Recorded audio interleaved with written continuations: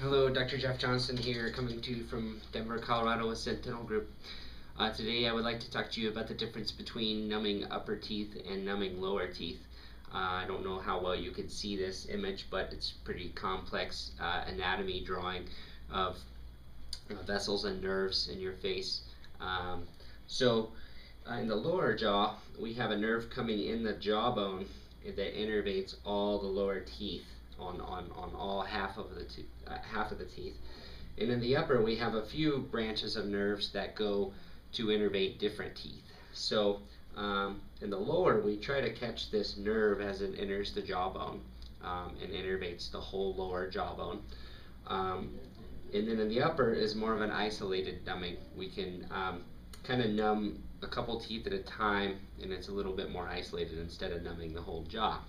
And that's all just based upon the anatomy of the nerves and how they go to the teeth. So for the lower, we like to call it a block or a nerve block, and then the upper we call it more of an infiltration because we just stick it under the gum and the anesthetic soaks into the bone to numb the teeth.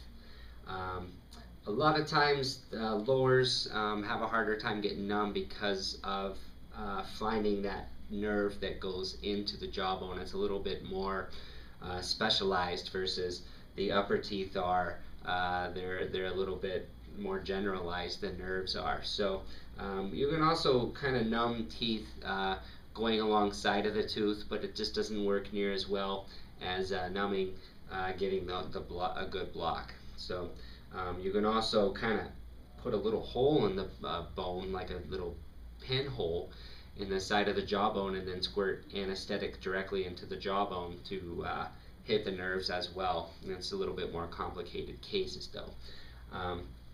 So that's kind of the difference between numbing the upper teeth and the lower teeth. The lower teeth can be a bit of a challenge sometimes.